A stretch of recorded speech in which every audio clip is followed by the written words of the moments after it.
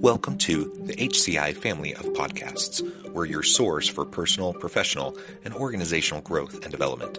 We share our own original research, explore industry trends, and interview executives and thought leaders from across the globe. Join us for practitioner-oriented content around all things leadership, HR, talent management, organizational development, and change management. Maximize your personal and organizational potential with the HCI family of podcasts.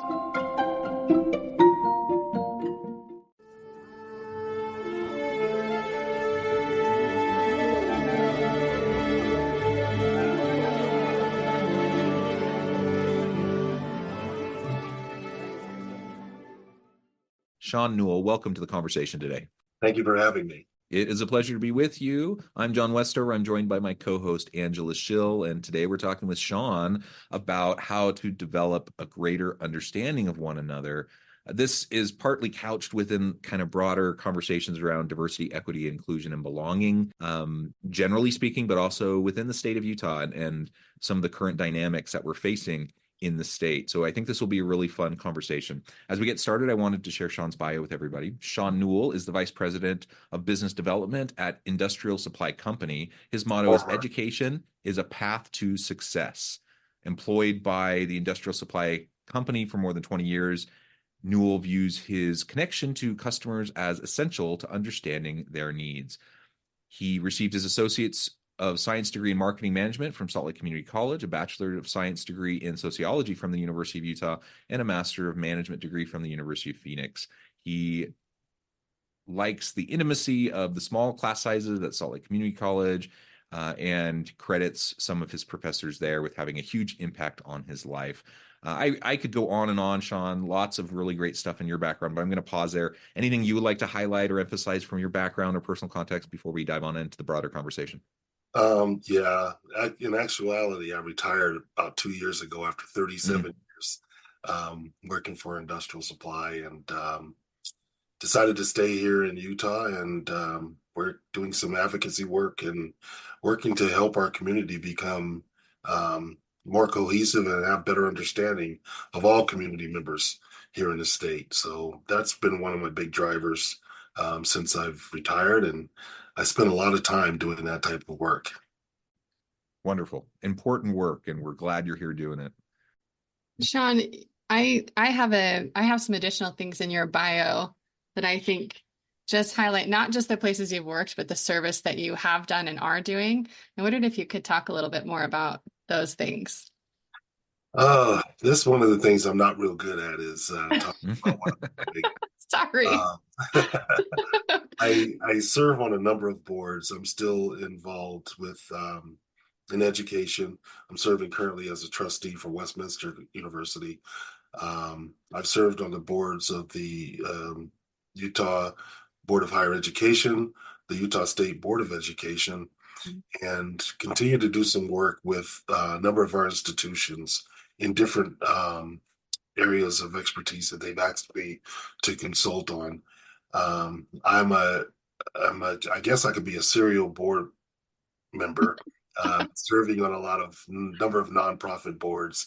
The way I stay really busy right now is doing some consulting work for business and industry, and then also making sure that I'm involved in trying to work to change divisive language and divisive environments within our communities. So that's probably one of the biggest things that I'm involved with on a daily basis. Amazing.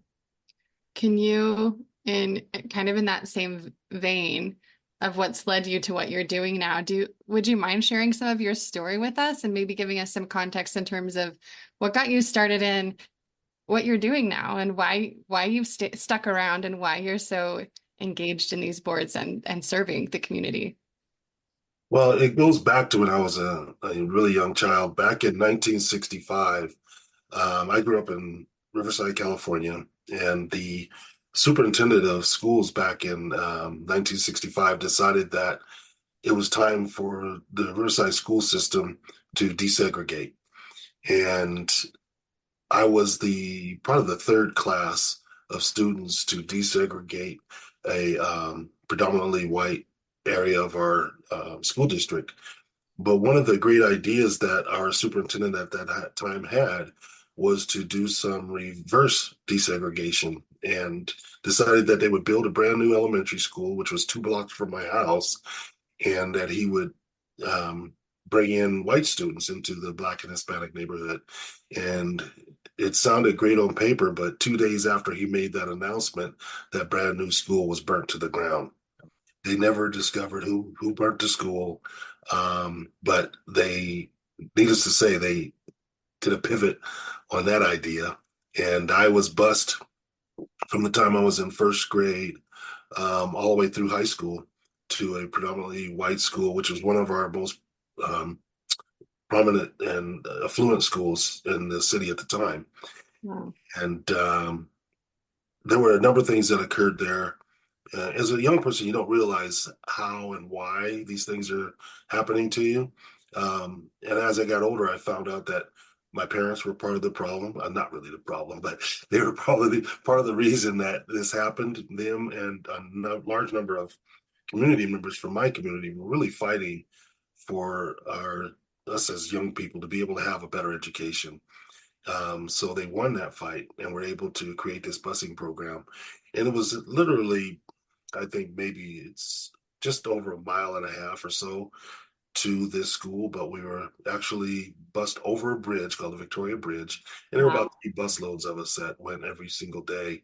So by year 3, which I was at third class, a lot of the um, visible and violent um, occurrences that were taking place at the schools had kind of dissipated, but there were still the underlying issues that were still there when we arrived. And going through that all the way through high school was pretty tough, but I was able to acclimate because I was involved in sports. And sports is a great way to overcome a lot of these things, and get you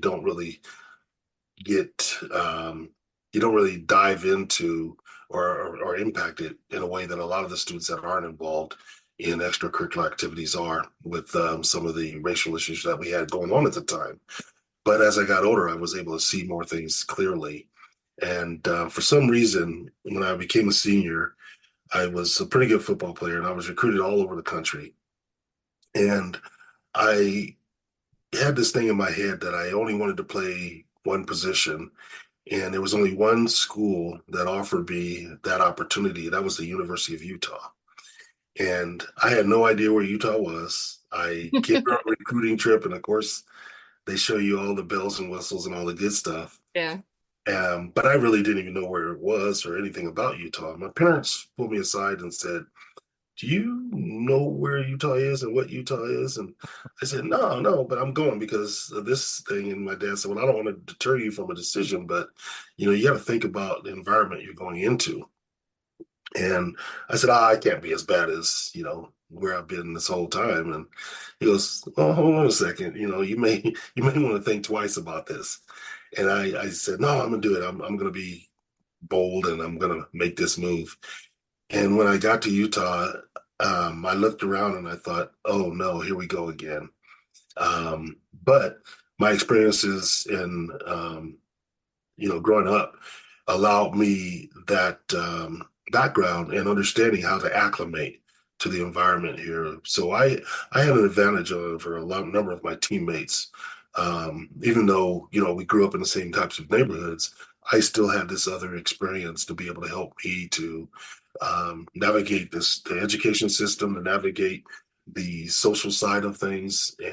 But I was still a little fearful getting off of campus because of some incidents that occurred during my first summer. The first summer I was here, there were 2 young Black men assassinated walking across the street at Liberty Park. This was I think it was in 80. It was in 80. And it's a well-known case. The gentleman that killed him was caught, and he was sentenced to death. But that incident happened about 5 blocks where I was staying, near Liberty Park at the time, just prior to school starting. And I called home and I said, "Okay, you were right. I'm ready to get out of here." And Ooh. my parents said, "Well, you made the decision. You got to stay put." So I stuck it out, and Thank goodness I did. I ended up meeting some really good people. I had a really good support system there at the University of Utah at the time, through some of our advisors. And one of the nice things was for me that the advisors looked like me and they understood where I was coming from. They understood the issues I had. And for me right now, I'm seeing that rug being taken out from our current students as they enter into some of our institutions. They not all of their advisors look like them. Not all the people that they're working with look like them. And again, I received these benefits because I was involved in extracurricular activities, being sports. Um, and I think for me, one of the big drivers for me is to try to create an environment where all of our students have resources to be able to help them to navigate these spaces, because it doesn't matter where you come from. Not all of us are starting from the same place, and that's what equity is all about. And creating environments that are equitable for all students takes work, takes investment, and it takes an understanding of where these young people are coming from. And that comes through a lot of life experiences, not just experiences in books and studying and going and getting a degree and master's in some semblance, but it comes from the experiences in life that are shared, that you can actually share with others to be able to help them to navigate. So that's been kind of really my catalyst into doing the work that I'm doing, is trying to create those environments in a number of different spaces in business, in the outside social climate and culture that we have here in Utah, and then also in our education system. Yeah. And after having done this, I mean, you have a long history of being here and being engaged and involved, especially more as, I don't want to say just because you've retired, you've stuck around, but I think you've been doing this for a long time, the advocacy work. So I'm just curious how you feel things are now in the current environment compared to years and years ago when you started out in Utah and just started out in your career in general. I'm feeling like I'm on a muddy slope right now and falling back into a lot of the things here as a state. I'm feeling like we're falling right back into the same trends that were here in the 70s and 80s, when I was growing up, that are going to create some enormous disparities for specific groups of students. And when I say specific groups, I want to say that my specific group is all students. And seeing us go back in history, seeing us backslide as a society is really concerning, because that tells me we have not learned the lessons of the past. We've seen them, we've read about them, we've experienced some things, but we have not learned.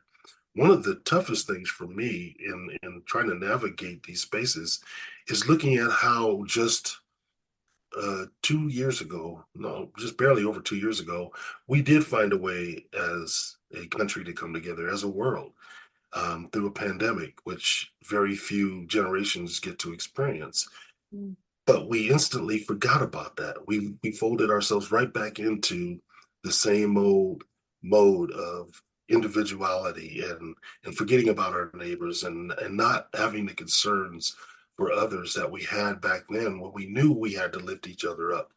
Understanding that lifting never ends, and that lifting has to occur, in our current times, is really important.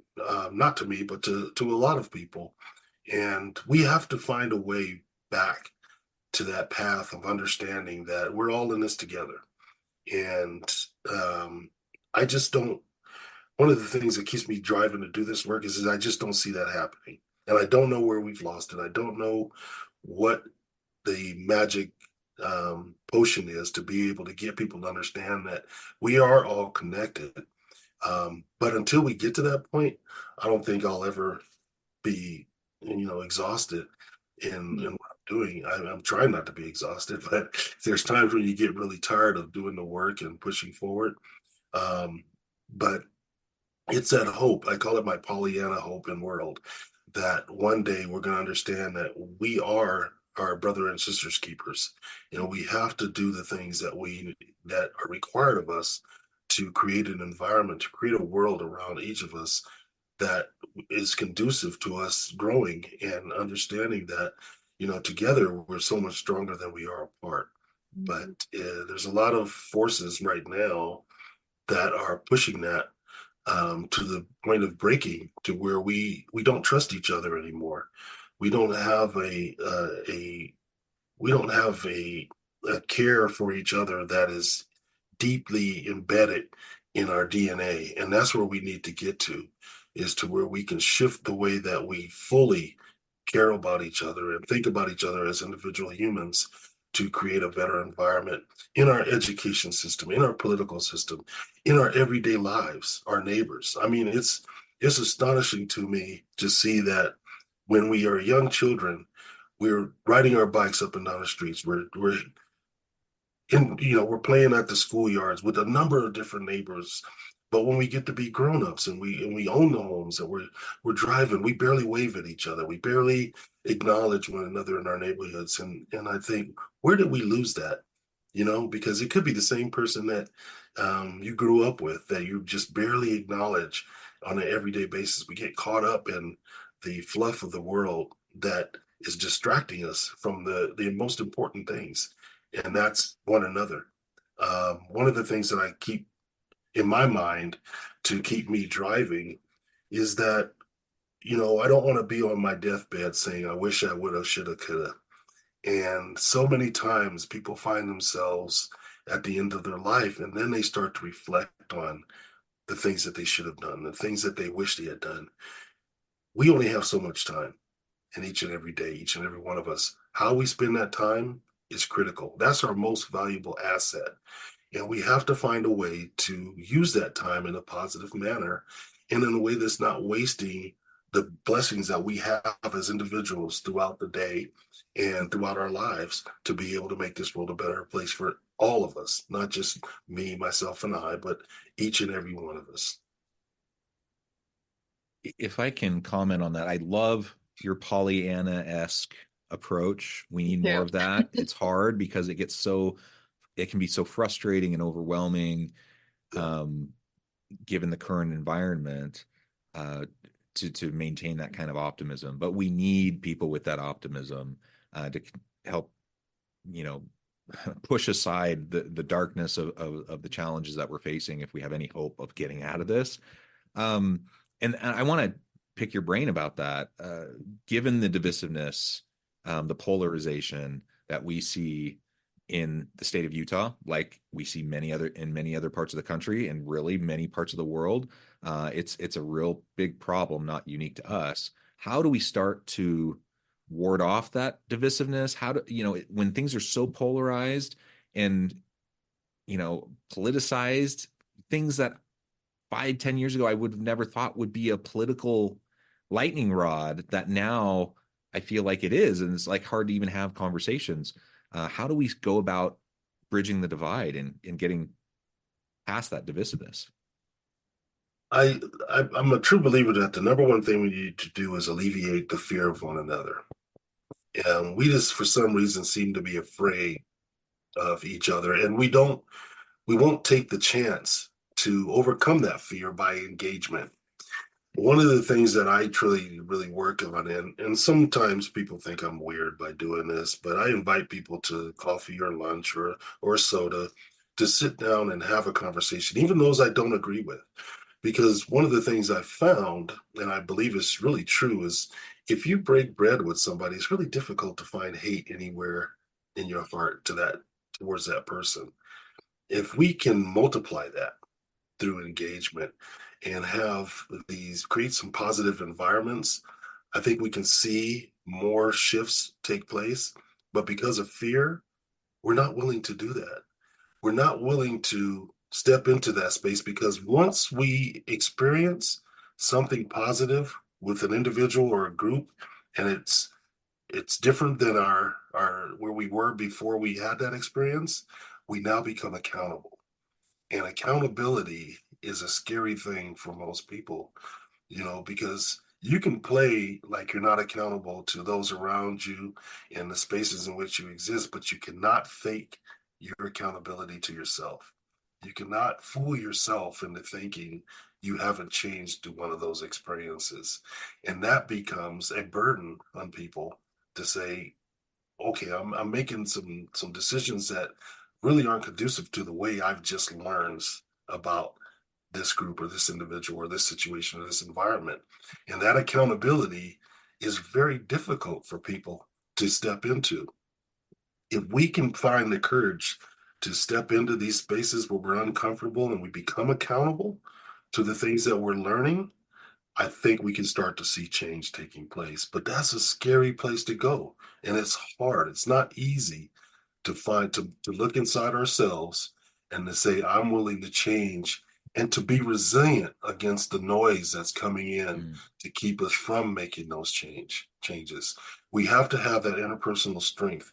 And to build that is hard in the way, especially the way our society is developed now with social media and everything else. We are not put into a position where we have to be accountable for everything we do or say. I look at our current situation in our state school board.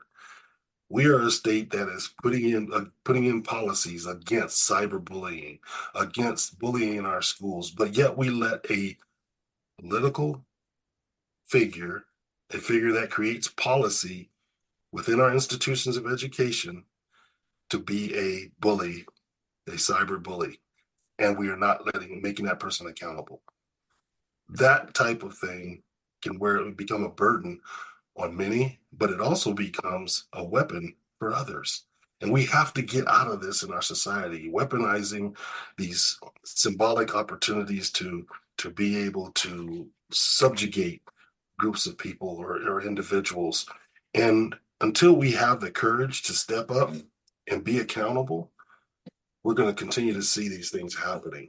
But you, me, Angela, none of us, we can't change an individual. Individuals have to change themselves. And that's the hard part about any of the work that we're doing. Yeah. It's And part of I love the approach of like breaking bread, getting in person, one to one, having conversations, real human connection with people can break down a lot of the barriers.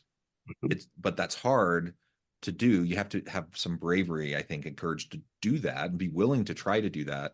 And then, of course, the other part is that's hard to do at scale, right? Like Yes. we can't do that individually. Like collectively, we have to do that, and Yeah. it's really hard, especially given the polarization and the demonization of collaboration and bipartisanship and the demonization of like actually reaching across the aisle and trying to work with someone else. That to me is one of the most discouraging things about the current situation, Mhm. because people have always disagreed on policy. People have always disagreed and had, firm, like even moral disagreements. Well-intentioned, well-meaning, intelligent people have disagreed going as far back in time as we can think, but we've been able to work through challenging problems together. And it Mhm. seems like we're at a point now where there's just not even a willingness to engage. And if you can't engage, how do you start to have those personal interactions where you can actually stop otherizing each other and like actually seeing each other as human beings? Like we're in the same boat together. We want to try to work this out. You know, we've eliminated dignity from our conversations. And we have determined that when someone doesn't agree with us, they're automatically an enemy. And And they're bad and evil yeah, both ways. yeah. And I don't know how we get to that point. You know, I use a lot of sports analogies. You know, when a lot of times we'll use the BYU Utah rivalry. You know, people get up in arms about the BYU Utah rivalry and they're going crazy and, they're saying things about each other. And having played that in that rivalry for 4 years as a student athlete, I can tell you that the players, we don't feel that way. We don't like each other the day we're on the grass together playing, but as soon as that game is over, we hug each other. We socialize back when I played. We'd socialize with each other during the off season or when we weren't, when our game wasn't coming up. I know we have that ability as a society as a whole, but we need to determine that when the game is over, we need to get to the people and to the realities and the individuals. The game is our everyday things we do. The school can be the game, the work can be the game, our political legislative periods can be the game. But when we get outside of that, we need to realize that we're all people and that we all are in this, we're on the same team. We're just surviving. We're all just surviving. We don't have tomorrow promised. So why are we going to be negative and doing the things that aren't conducive to making tomorrow better? I don't know. I've been trying to figure that one out for a long time. But we have to be able to hit the battle royales, disagree, but do it with dignity. Do it with respect for each other. Do it with an understanding that, we're not trying to, we're not trying to destroy another person by talking about our views and the way that we see things, but we just want to be able to share the way that our values are structured. And, in anything I do, I'm not trying to change people's values, but I'm just trying to get people to understand that if we do decide that we can break bread together and we can come together, there's so much more strength in that than dividing and pulling. A rubber band, you pull a rubber band apart, it thins out where the tension is. But if you let that rubber band come back to its original form, it works in so many great ways and it's stronger. And we have to get to that point as a society to where we're strengthening our society through all the work that all of us are doing without trying to create divisive things. For me, and to be honest, and a lot of times I get in trouble for being honest, so sometimes I'll do that. We have to get rid of the semblances of ego and power. In reality, none of us have any power. I mean, we can't choose how long we live. We can't choose, if we're going to get bumped or bruised, riding our mountain bike down the mountain, or if we're going to have a clean run. We only have so many choices in our lives that we know we can control. And that, I think that's another area that fear is developed, is losing that control of those small areas. And then thinking, oh, well, I'm going to magnify that into other spaces in my life so that I can have a greater semblance of control. But once we realize that we don't have control, it brings us into a scary place to where we have to, again, delve inside ourselves and say, how can I move beyond me and start looking at others to create this safety and security that I'm looking for and to be a part of that safety and security? Hopefully that wasn't confusing, but it's really difficult for me to actually sit back and watch things occur without having to at least throw in a little something positive, even if it's a blazing fire, just to get people to slow down a little bit and really think about their position and where they're coming from and have considerations that they may not have had before, but authentic understanding of those considerations, not just saying that they understand or saying that, hey, I get it, but being authentic and taking a step back and looking at where they are and deciding that I think this is a place for change for me and understanding why that has to occur and not getting caught up in any vitriol that is negative or divisive. I've never been able to understand that mindset. And I grew up with people like that, and I still, engage with people like that, but I never understood where that came from, other than there has to be something in their life that is creating this semblance of misunderstanding within themselves of where their place is and how they can actually come out of that mode and become a better, more engaged individual and not be fearful of having some interpersonal harm happening to them. Yeah, I just thinking about this, I lived in a foreign country with my family and was being introduced to someone that I had been warned ahead of time did not like us because of where we were from. And they'd never met us. I don't know if they had ever met anyone from our country, but there was some fear involved in that, I think, on both sides and it was amazing. We broke bread together, literally. And what happened was this Pollyanna outcome that you talk, this ideal that we talk about, that really happened, where we became like family almost overnight, because when we got to know each other, those other details fell away as we heard each other's stories. And I think it takes a lot of bravery in the work that you do. And I think for anyone who's willing, I think when we share our stories and people get to know who we are, where we come from, what matters, it changes things. And I've literally seen this recently where people have been brave, spoken about their experiences, and changed people's minds in ways that will now impact many, many people. And How do we get people to have that bravery? How do we get people to be courageous? that's the question. Hmm? I tell us, Shawn. That's the Well, question. one of my theories, and I'm just, I'm a sociologist. So one of my theories is that when these new ideologies or new mindsets are presented to people, that it creates a state of confusion, because some things are learned through our families and everything, and now you're questioning these things. You're questioning, the patriarch in your family or the matriarch in your family, and that creates some angst. Wait a minute, my grandfather told me this is the way, that black people were, and that you can't trust them. And then all of a sudden, this guy Sean's coming, he's sitting at my dinner table, and I like him. What's wrong here? How do I deal with this? You know, can I ever take him to my family's house for dinner? Is these types of things are going through people's minds when they're in these semblances of engagement.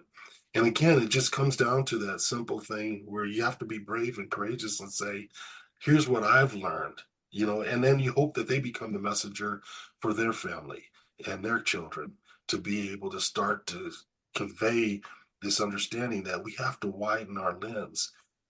But it goes back to that willingness to do the scary thing, Yeah. to go have coffee or break bread or do something with somebody you never ever would think you would do it with.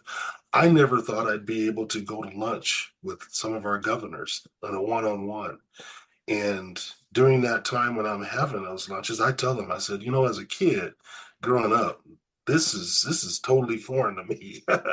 And they kind of chuckle and laugh. And I say, no, think about it.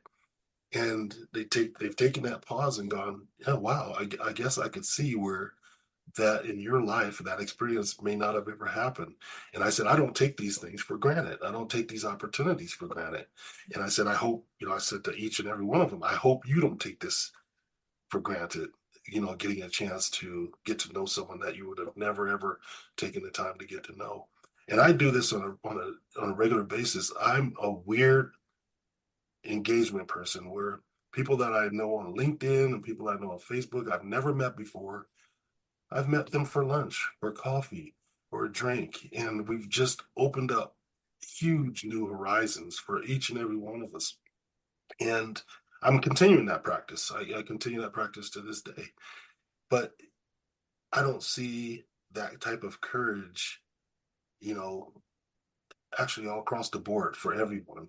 I mean, and anybody that's listening to this, I would implore you to do that. Just somebody you would never ever ask or that you're afraid to ask to engage with, do so. You'd be astonished. You're president at UVU. I had a friend that was interested in, you know, looking at administration, higher ed administration.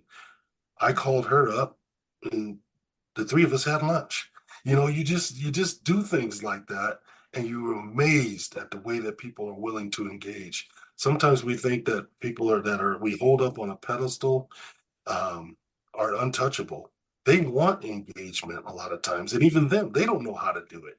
So Yeah. if you step up and you're that individual, you can create those bits of change. One of the things I do stand by is that we are each and every one of us, we are each a leader. It's just how we choose to lead. It's what situations we choose to lead in, and then also taking that leadership and moving forward with pride in the leadership that you have, because you never know who's watching you. You never know who's paying attention to the work you do. You never know how that's going to pay off for you sometime along in your life. I never thought I'd be in the places I'm in now. And never ever as a kid would have thought they would have given me a chance to serve as a trustee or a board member.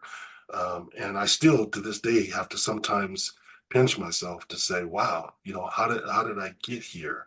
But then I look back at the engagement that I had with people and working with people and being upfront with people from the moment I meet them. And then having that authentic care for, my brothers and sisters. Shawn, I love this. I think I would love to continue this conversation for hours, but I also note the time, and I know that we need to let you go and get on with your busy day. So I think we're going to have to wrap it up, but I hope we can continue this conversation again in the future because there's so much more to explore. As we do wrap up, I wanted to give you a chance to share with the audience how they can connect with you, how they can reach out, and then give us the final word on the topic for today. Oh, great. Well, great. It's easy. You connect with me on LinkedIn. I'm trying to get to the point where LinkedIn says enough is enough. So you can connect with me on LinkedIn.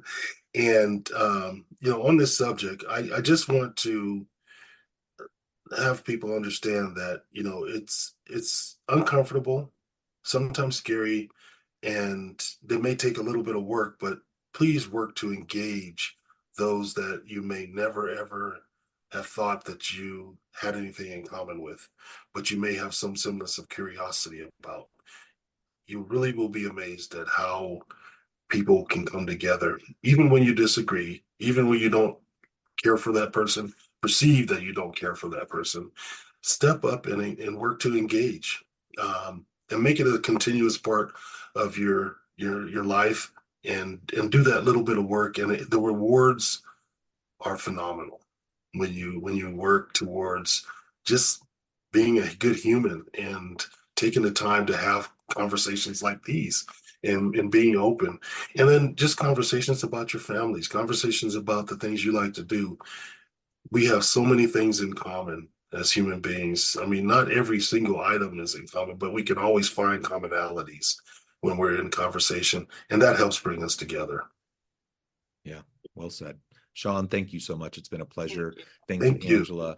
I hope everyone will reach out, connect with Shawn on LinkedIn, reach out, have that lunch, that drink, get to know him. And as always, I hope everyone will stay healthy and safe, that you can find meaning and purpose at work each and every day.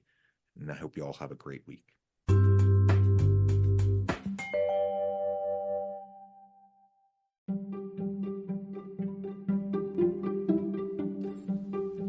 Thanks for joining us for this episode of the podcast. We hope you stay healthy and safe, and please join us again soon.